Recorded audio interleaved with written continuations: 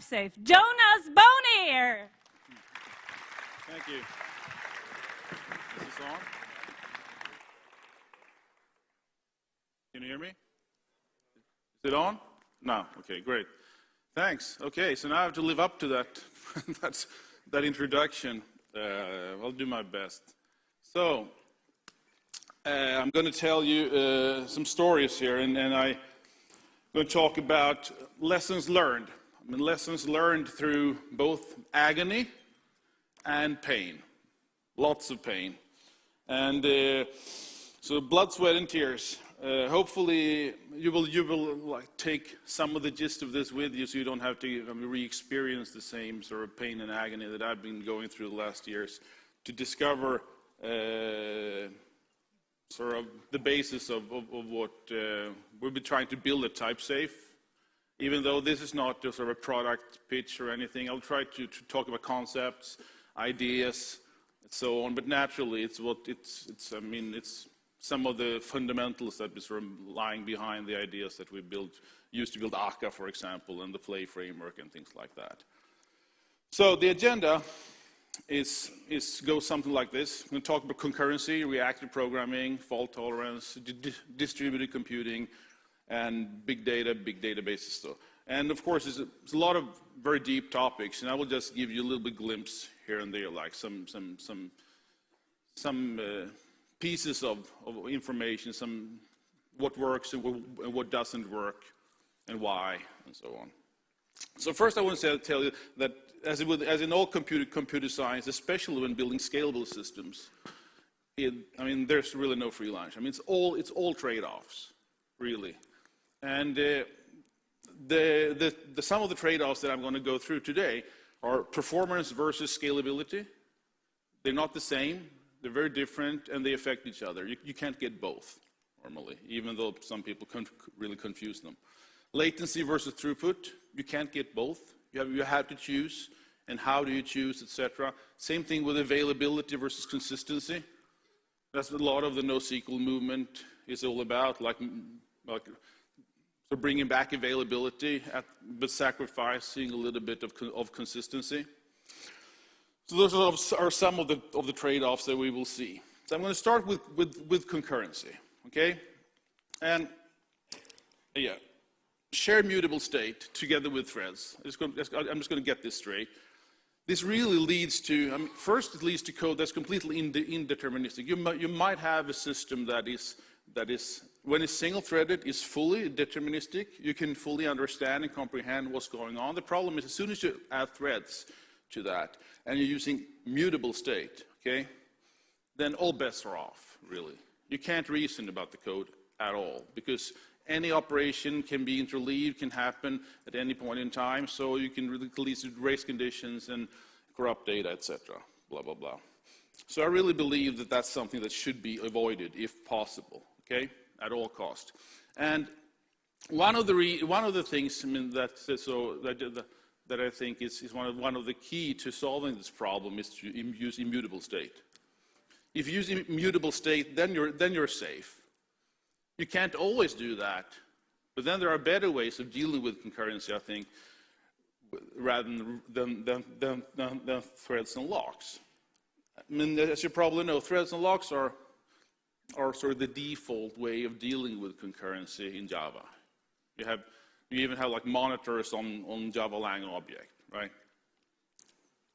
And I think that's extremely powerful. And I think one of the problems is that it's too powerful, and it's too much of like the low-level primitives, like how the operating systems deal with concurrence, that leaks all the way up into the programming model.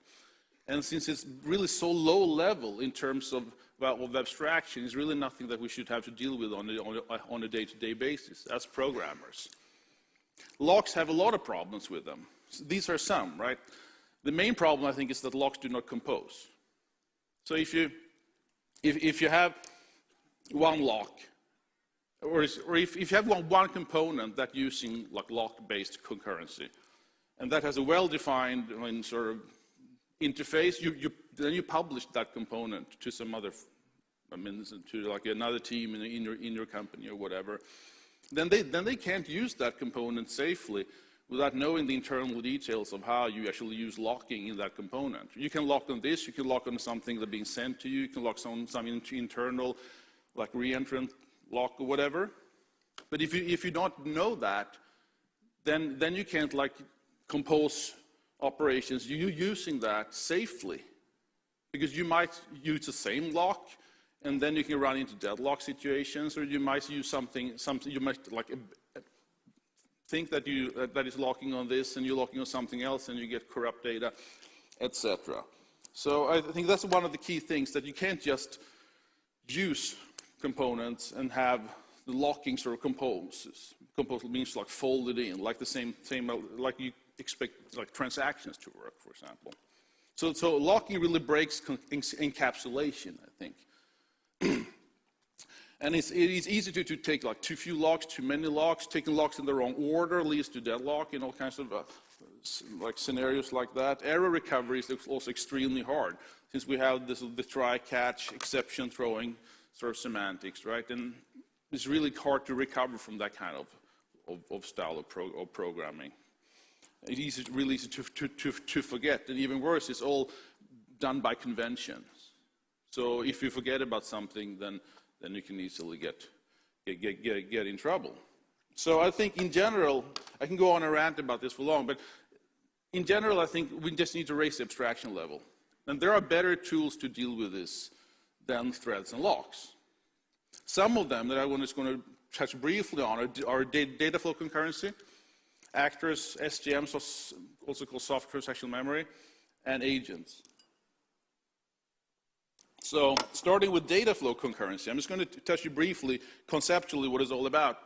The nice thing with data flow concurrency, it is completely declarative and deterministic. There's really no difference between sequential code and concurrent code. It sounds like nirvana, right? So if you write a system, testing it on a single core machine running on a single thread, and then you just throw 1,000 threads on it, the outcome will always be the same. If your program produces the integer 1, it will produce the integer 1 every single time you run it. 1 million times it will produce 1. It can't throw an exception. It can't just, of course, since we're running on the JVM, I mean, it might be a hardware failure or something, but semantically, the program can't produce anything more than it did when you ran it in a single-threaded environment. And that's really, really beautiful. It has some drawbacks, but for certain kind of use cases, it's really, really the perfect idiom, I think, the perfect way of dealing with concurrency. It's data-driven. It's all driven by data being available. So when data is not available, the program will suspend itself, not sit on a thread blocking, but suspend itself, waiting for data to be available. As soon as it's available, it will just continue to run until the next point where data is not available. So you basically get a data flow graph that's being resolved at runtime as time passes. Actors is a very different way. Instead of having these data flow variables or like mutable state, like having threads and locks, you have like an architecture that is share nothing. So you have these components called actors, and they share no state with each other. They can't possibly find out another guy's state. Okay? The only way of finding out a state or any information about another actor is by sending him a message. Okay? So it's based on event-based programming, in which messages are sent asynchronously in the programming, in the program. Each actor has a mailbox. So if I send a message to an actor, it ends up in his mailbox, and then I go off and do something else. I don't sit and wait for that message to actually be processed, and I might get a reply later. It's very different from regular method dispatch, where I actually call something, and I have to wait until it's done, until the call stack returns. So like I'm returning through the call stack, and I can go off and do other things. Okay, so it's in a very extremely efficient model, where I'm utilizing the hardware very, very efficiently. It also raises the abstraction level of concurrency, because it turns concurrency into sort of the byproduct, you can say, of reasoning asynchronously using events. So you raise the abstraction level to how sort of instead of thinking about plumbing, right? I'm guarding this data here, I'm guarding this data here. Instead, I'm thinking about workflow. How do my systems flow in the system? How do my messages flow in the system? Okay? So I think about semantics and how my system should work and how my components should interact. And as a side effect of that, it just get extremely performant and extremely well-utilized parallelization. So if you, of course, need to run on parallel hardware. But if you do that, you get really good, extremely good utilization of your hardware. And also, these actors are extremely memory efficient. Depending on which implementation you use can use Erlang, you can use Akka that we have, etc. And they, of course, have different memory characteristics, but the idea is that you can create millions of these things on commodity hardware. Even on my MacBook 11-inch MacBook Air, I can easily create a few million of these that runs concurrently, which is very different from how you can model things with threads. Okay, so this is a great way. And sometimes you also need to reason about things in a consistent manner. Okay, then data flow concurrency can help you there a little bit, but it doesn't fit all use cases. Actors doesn't, because there's really no thing as consensus between these like asynchronous runtime components. Then if you really need that, which you normally don't need very often, but if you need like sync points, a stable view on the world, then software transactional memory really helps. It's really something like you're seeing the data, your data set as a transactional data set similar to in a database, okay? So you have begin, commit, rollback in memory. And it's very easy to reason about transactions. Their semantics are very well defined. Okay, if there's a clash, there's automatically a rollback, and the transaction will be retried. Okay, so the memory that you're sort of protecting now, instead of using locks, you just let transactions just run concurrently. And if there is a clash, they update the same record at the same point in time.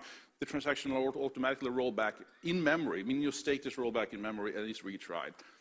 And this also lifts the abstraction level high above locks. Makes it much easier to reason about concurrent code.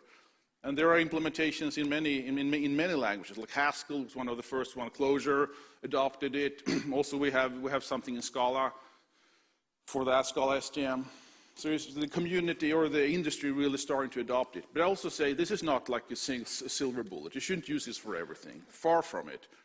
But for certain kinds of data that you really need to have a fully consistent view on.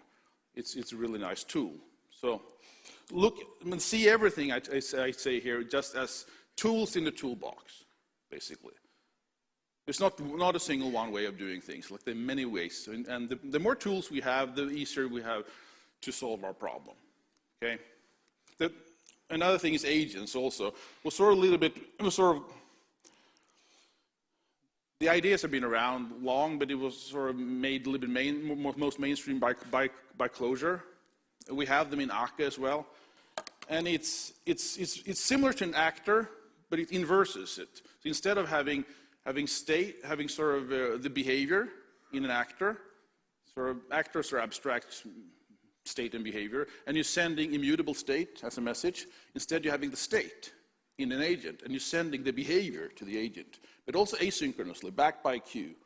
Okay, so you can see it as a reactive memory cell in which you can send functions that being applied atomically to that memory cell.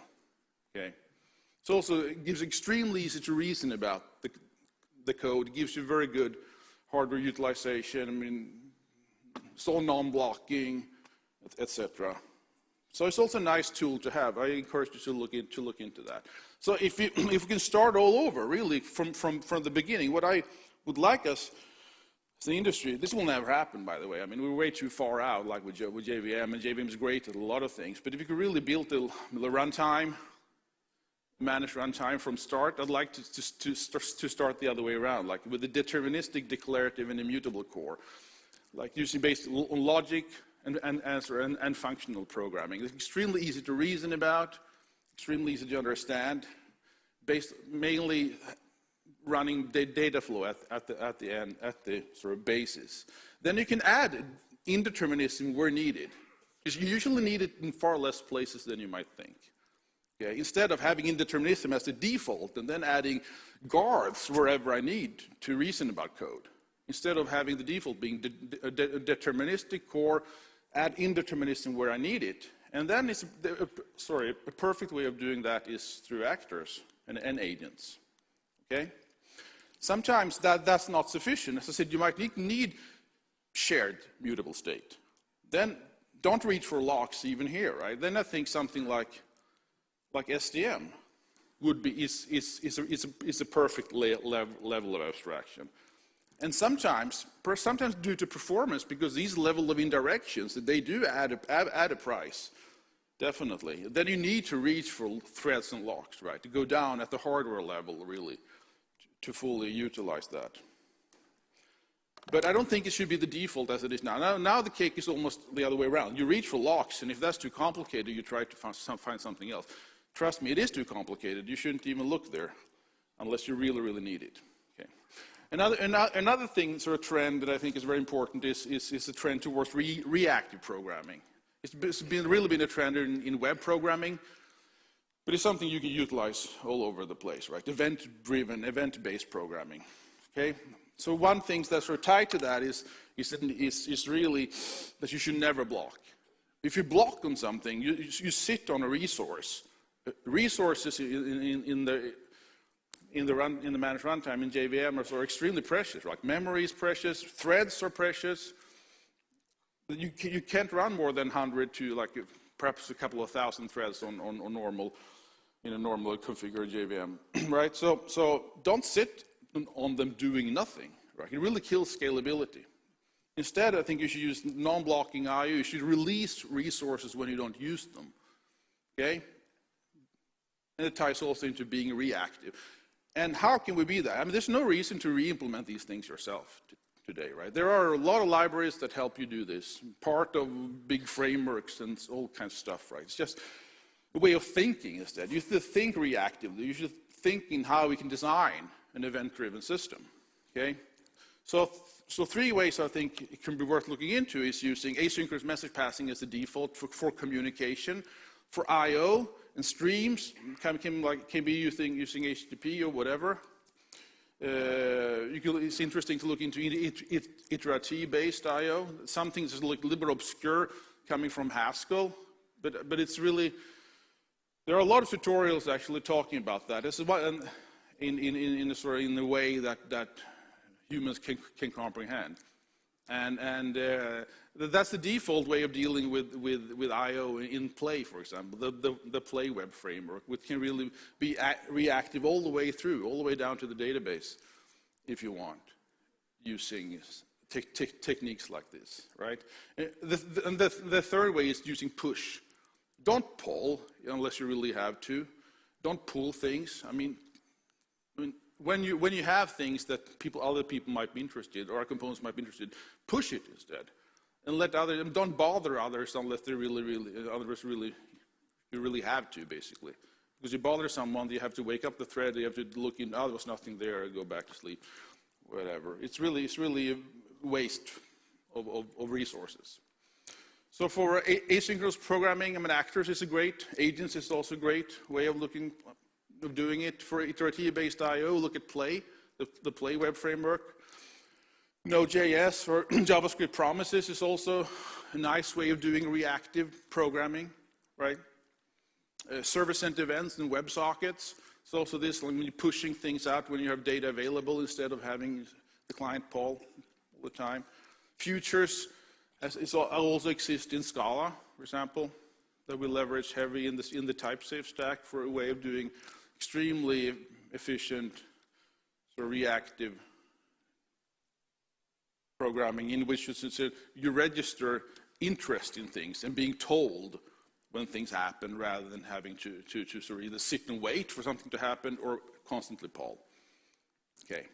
Fault tolerance is another thing that I think is important. It's a big topic to talk about, but I'm going to talk about some of the things. At first, I was going to say that I think failure recovery, that the default way of doing failure recovery or error management in Java and C++, that whole family of languages is completely broken by design.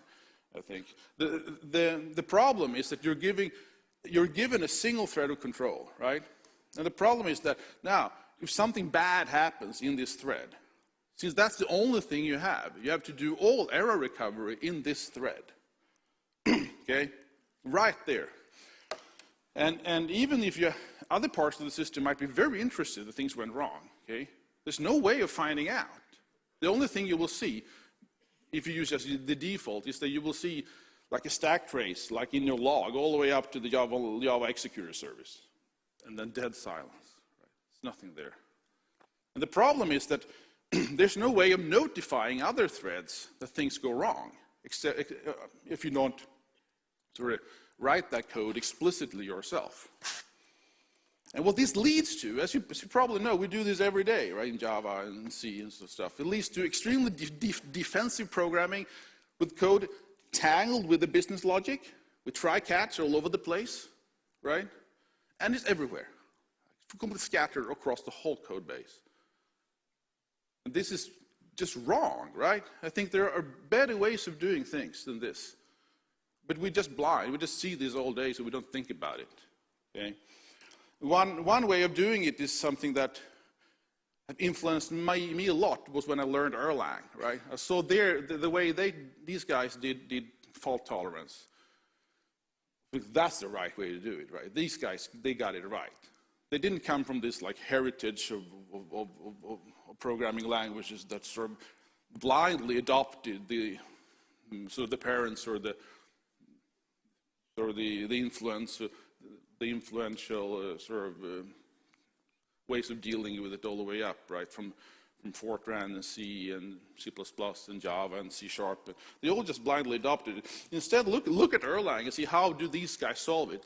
That's a language like that some of the telecom industries, right, to give you 9 nines of availability, right? That you run when you use when you dial 111, 112.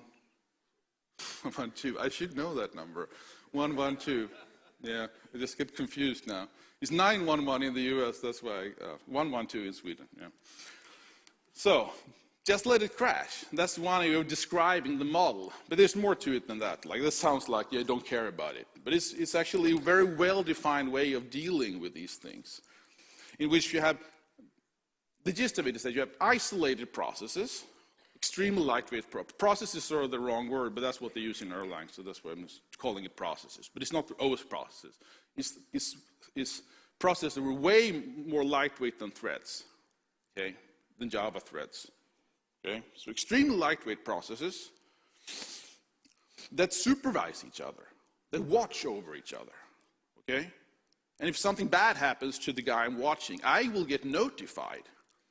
And I can do something about it. And what's even nicer is that it's not imperative in the way that you have to write that code, but you can configure it. Okay? Since the semantics are so extremely well defined, there is actually a way of declaratively just configure the way the system should react to failure, rather than coding it using try-catch and try to do error recovery and stuff like that.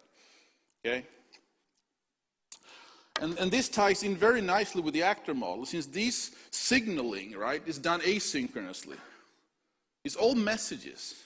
And the even nicer thing is that, as I will talk about when I talk about a distribution, is that if you use asynchronous message passing as the default, right, there's no difference between if my components are running in process, talking to each other in the same VM, or across the network. If it's just message passing, it doesn't matter. Okay? That means that the semantics for dealing with failure management is the same in a distributed system as in a local system. Okay? And that is like just beautiful. That's the way it should be. Right? Extremely easy to reason about. Doesn't get harder when you start. It gets harder for other reasons, I have to say. I shouldn't lie. But the semantics of failure recovery doesn't get harder when you move components out on other machines. Okay? And the actor model, the essence of the actor model as defined initially by Carl Hewitt doesn't have this part. But Erlang added it, and it influenced me a lot. That's why I actually started Akka. I just felt this is too good to just be left to these Erlang geeks with their obscure language and sort of extremely sort of, yeah, leave it at that. Just use Emacs, by the way, in debugging with GDB style. So let's leave it at that. Okay. Java is good at a lot of things. Let's just bring in the goodies from other stuff. And that's basically what we're trying to do. So going distributed. Performance versus scalability. This is something that I see a lot when I'm out talking to clients, etc. That a lot of people actually confuse performance with scalability. Where they say, I have a performance problem, and it turns out that they have great performance, it's just that it doesn't scale, or the other way around, right? They are not the same, and they're actually a complete contradiction to each other. If you want great performance, I mean, just run single-threaded. I mean, you can't beat that performance, right? No contention, but you have zero scalability, right? You can just basically just feed one client at a time. On the other hand, if you want to really scale out, then you have to pay some sort of price, and that price is performance. Okay. So how do I know if I have a performance problem? My system is slow for a single user. I get one request, and a little round trip to the database and up makes the customer unhappy. Then you have a performance problem. Then that's where you should look. Okay. A scalability problem. When do I have a scalability problem? Okay? That's when my system is really fast for a single user. But a lot of customers are still unhappy. Why? Because it can't deal with heavy load. Okay? And then you need to scale out, meaning utilizing more hardware by beefier box, the scaling up, or scaling out, meaning by perhaps cheaper but more boxes. Okay? And this communication that needs now to happen, either put a load balancer in front that actually do some sort of round robin or some other kind of load balancing. This level of interaction has a price. It will affect performance. And even more if you're scaling out to multiple machines and need to have some state inconsistency, right? Use distributed caching or, I don't know, cluster your shopping cart or whatever. That also affects performance. The problems get harder when you need to scale things out, so it will affect performance. Okay, so they're not the same, not in any way. Okay, so some of the things I just wanted to touch briefly is that I mean, Werner Vogels wrote this article some time ago. I think it was even before he got a CTO. He became the CTO of Amazon. That I think is very important. And sort of there are more misconceptions that he talks about in this paper. But some of the three things I think are most important, at least to me, is that transparency is not the ultimate goal. Okay, it's not. That's something that's sort of with COM and the programming models like that Steve Jobs talked about. If you see the YouTube videos, right? This is like a distributed objects kind of thing coming all the way from in the 80s, right? From Objective-C and stuff, and to Corba and EJBs, all that I think is wrong, right? Transparency is not the ultimate goal. Actually, being explicit that we're dealing with something on the network is a good thing, because it makes it easier to reason about things. It makes it easier to do error recovery and stuff like that. Same thing, automatic object replication is tied to that. It's actually not desirable. I think it should, in some cases, it can be nice, but it should not be the default, right? The price is way too high. You need to do something so generically that it will slow down your whole system in other areas where it doesn't have to be, right? And the third thing is that all replicas are equal. And they're not, right? Normally. So and another classic paper you should read is this note of distributed computing that sort of argues the same argument, that it's really not ideal to think about things like distributed computing being transparent. Okay. So I'm just going to also touch briefly on a couple of fallacies, and that is like expanding on the tangent of transparent distributed computing. And that is, I think, distributed objects in general, as I said, is a bad thing. I think Martin Fowler really hits the nail when he said that they suck like an inverted hurricane. Is really the wrong default. It's almost never the right solution to things. That's why I think, Corba completely failed because of this. I think EGBs, they finally got a little bit right when they added message-driven beans, but I still think it's the wrong abstraction to deal with things. And distributed transactions, right? I mean, XA. I mean, I'm not touching that stuff ever again, right? They're been bitten by that too many times. Okay. Not saying that you shouldn't have ACID semantics, right, in the distributed systems, but there are better ways than distributed transactions. Okay. RPC is another thing that we learn the hard way. I mean, emulating something like synchronous in-process method dispatch on the network is a really bad thing, I think. It ignores classic distributed computing problems like latency, partial failures, which I think is the hardest thing in distributed computing.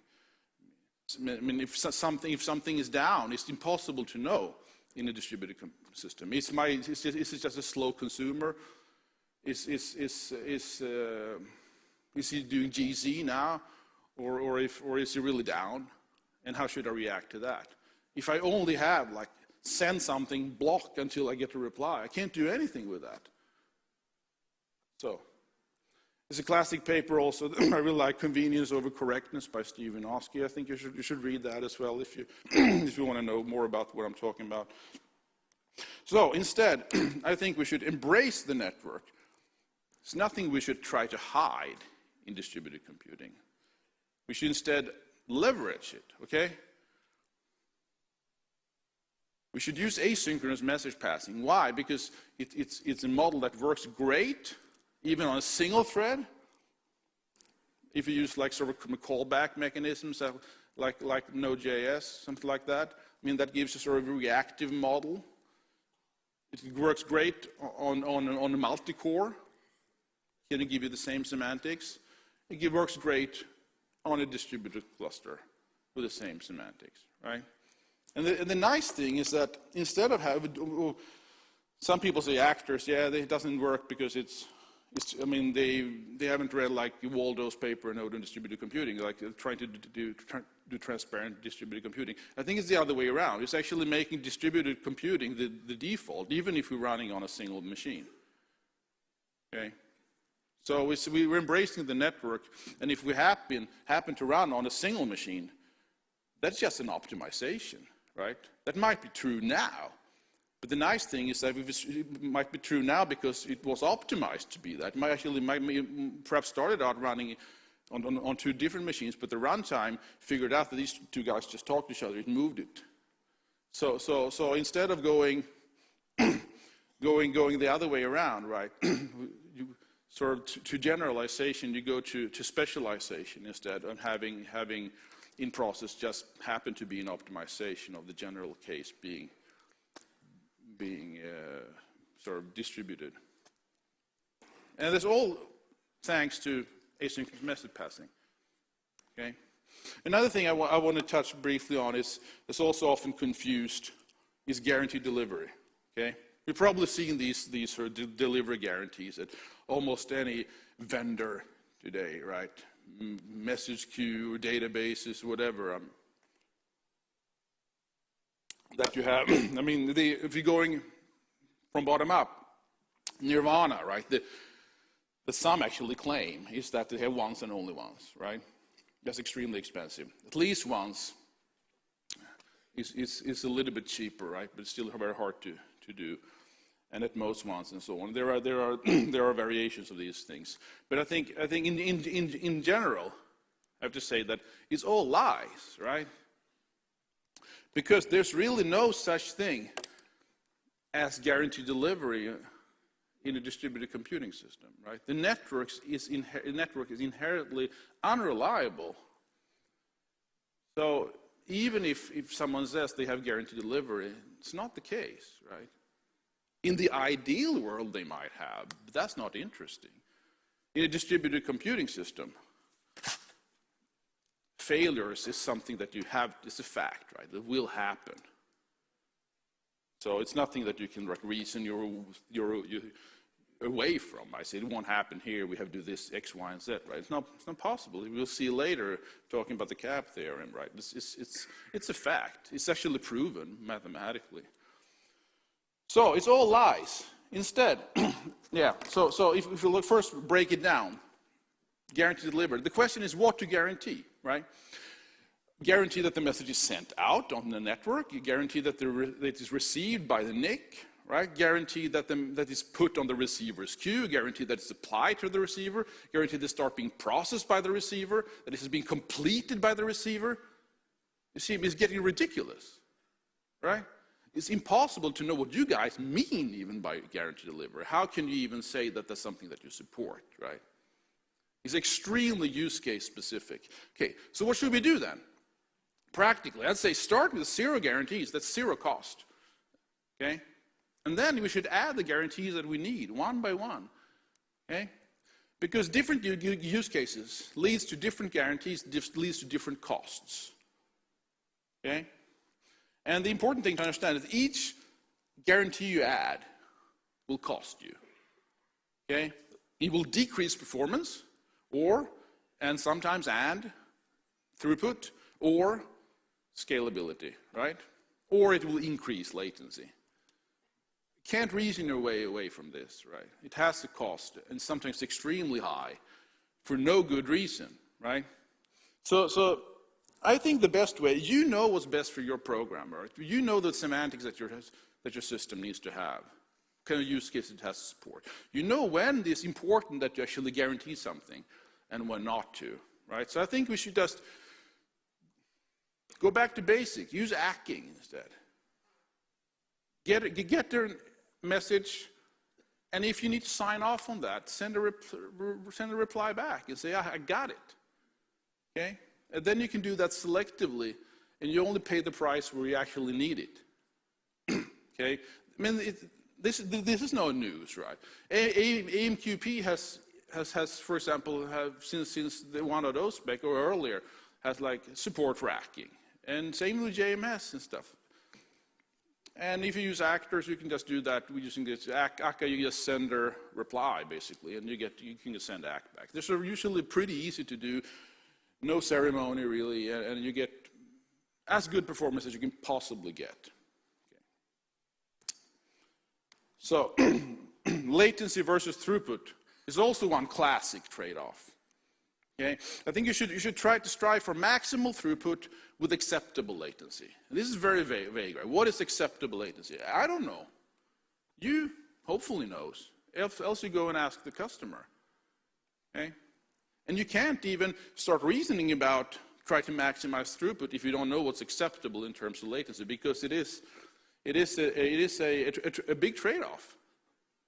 Okay? The classic thing is like batching, for example. Batching will increase throughput by adding a little delay. I'm not sending my response now. I'm waiting a little bit to queue the fill up, and then I'm shipping the whole thing. But for the guy that sent the first request that I'm holding onto right for a little while, he will get higher latency. The guy that came in last might get the same kind of latency, right? But on average, it will decrease. But you will get better throughput. Okay? Go big.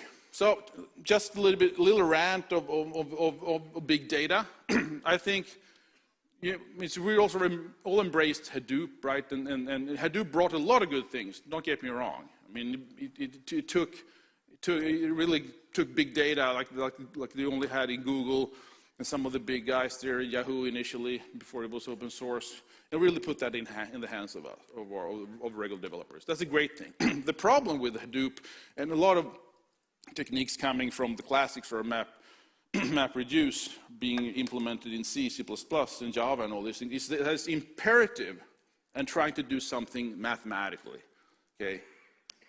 Big data is statistic analysis, right? It's math. And objects and math, it doesn't go well together. So we have this, I think it was Dean Wampler that said that we have this object mathematical impedance mismatch. Okay? It's much easier to do this thing, mathematical processing using functional languages. And I think we're starting to see that trend, right? We have Spark, which is a great sort of tool coming out of Berkeley that has like it's 40 times faster than Hadoop. And that's not the reason why I would use it. It's because of the programming model.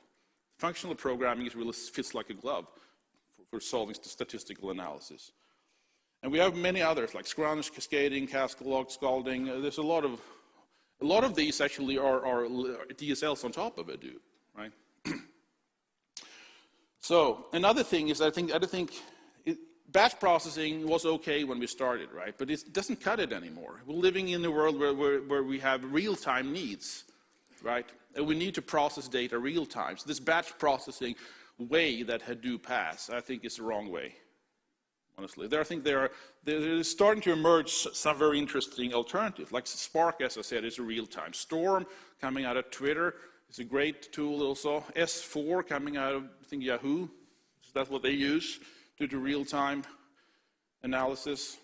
Basically MapReduce, but it works on streams instead of chunks of batch data. Okay. There's this great talk by Dean Wampler. I stole a few quotes from that, called Why Big Data Needs to Be Functional, that I think, if you're interested in these things, you should definitely watch. Just touch briefly on databases as a final thing, is that I think relational databases are great. They're very simple, right? But in bigger systems, you can easily start outgrowing them. Okay, so the question is then, when is a relational database not good?